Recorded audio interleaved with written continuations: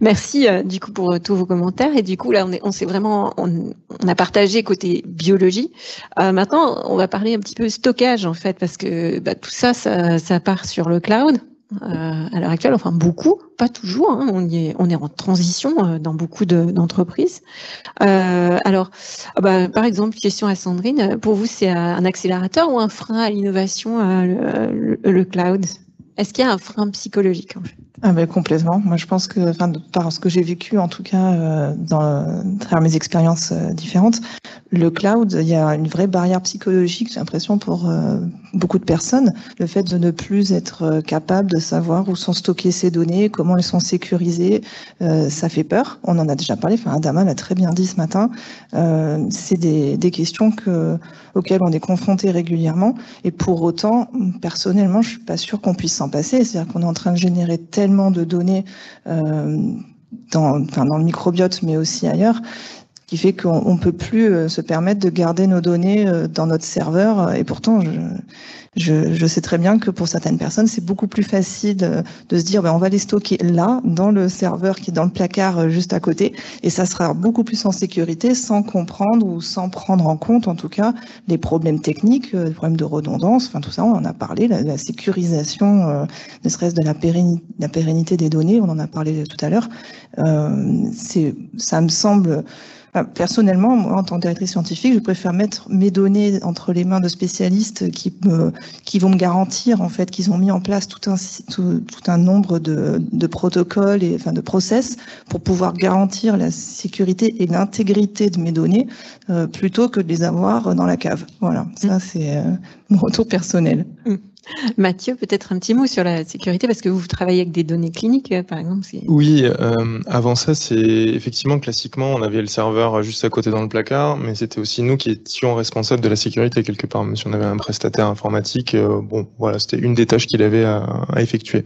Aujourd'hui, tout ce qui va être fournisseur de cloud, c'est un besoin vital que ce soit sécurisé, parce que sinon, ça veut dire que le modèle du cloud s'effondre et qu'ils n'ont pas de clients. Enfin voilà. Concernant chez Mad Pharma, donc on utilise on génère des données patients.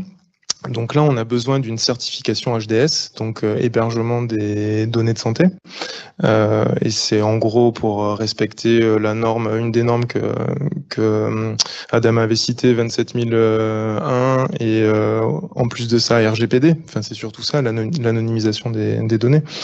Donc ça, c'est un point assez crucial. Après, je parlerai aussi du fournisseur de solutions cloud.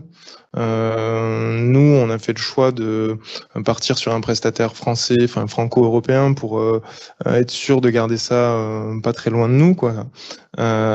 Et donc, ce sont tout un tas d'éléments à considérer, je pense. Je présume que, ça va avec aussi des nouveaux types de métiers aussi, avec des gens qui sont capables de répondre à toutes ces questions de sécurité, d'architecture, d'hébergeurs, de normes, etc. Avec des nouvelles notions et de la formation, je pense aussi à faire sur les collaborateurs. Du coup, vous avez une partie, vous déléguez ça, ou c'est très internalisé en fonction des... Quand on travaille main dans la main avec un prestataire cloud qui, effectivement, comme c'était dit par Sandrine, fait tout un tas de protocoles de test et tout ça en permanence pour essayer de pallier à toute éventualité possible. Après, le niveau de sécurité est quand même très élevé, parce qu'on a n'importe qui chez Mad Pharma ne peut pas accéder au cloud. En plus de ça, c'est compartimenté, donc chaque compartiment est accessible qu'à une liste restreinte de personnes. Donc il doit y avoir peut-être une ou deux personnes chez Mad qui est capable d'avoir un accès à tout. Donc c'est plus sécurisant pour nous au final, je dirais. D'accord, parfait. Du coup, une dernière question peut-être, parce que je vois que l'heure tourne. Du coup, on va s'arrêter, même si la discussion est vraiment intéressante. Est-ce que vous voyez des alternatives? Est-ce qu'il y en a qui peuvent exister à transitionner sur le cloud, ou un modèle hybride? La question est peut-être difficile, mais... Comme le disait Sandrine, il y a un tel volume de data et un besoin de puissance d'analyse qui moi, me semble complètement dépendre du cloud. Je n'ai pas connaissance personnellement d'une autre solution équivalente à l'heure actuelle. Avant que les ordinateurs quantiques soient disponibles en grand nombre, peut-être qu'il n'y a pas de solution, mais je ne suis pas du tout spécialiste du domaine pour ma part. Hein. Okay. Bon, on va terminer là-dessus. Du coup, mais il y a peut-être d'autres questions dans la salle ou même dans le chat. Hein, je sais qu'il y a d'autres personnes qui nous suivent. Non, c'est pas vraiment une question, c'est une toute petite intervention. On parlait d'utilisation de données dans une entreprise et je vais juste faire part de mon expérience à la fois de chercheur à la paillasse où j'étais générateur de données et faible consommateur et ensuite chef d'entreprise de gros consommateurs et faible générateur.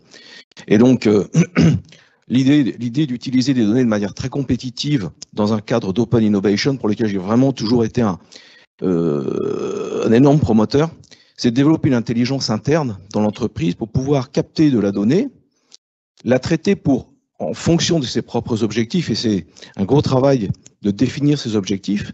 Et dans ce cas-là, l'histoire de la confidentialité des données, elle est évacuée parce que chaque entreprise a ses propres objectifs, et l'objectif qu'elle va faire, et l'utilisation qu'elle va faire de ces données en fonction de ces objectifs est un processus purement interne. Bon, je suis passé par plusieurs entreprises, donc j'ai pu analyser cette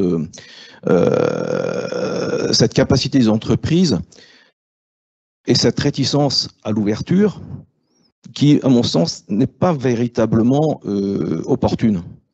Et c'est développer cette capacité interne qui m'a paru importante. Et aujourd'hui, on a la chance d'avoir Gincovery qui peuvent permettre probablement de lisser l'utilisation des données dans un cadre très ouvert en fonction de ses propres objectifs. Et ça, je trouve que ça absolument fantastique. Bien entendu, à l'époque, moi je suis déjà assez âgé, à l'époque, on n'avait pas les ordinateurs qui permettaient de faire ça. Merci beaucoup pour cette intervention. Je souscris à 200%. Petit à petit, on essaye d'ouvrir ici, dans ce lieu. Mais voilà, on pousse tout le monde à essayer de ne sécuriser que vraiment ce qui est ultra nécessaire et puis le reste de partager et puis de collaborer et puis aller plus vite, en fait, sur plein de sujets scientifiques et puis pour tous grandir personnellement. Je pense qu'en tant que scientifique, on est tous très curieux.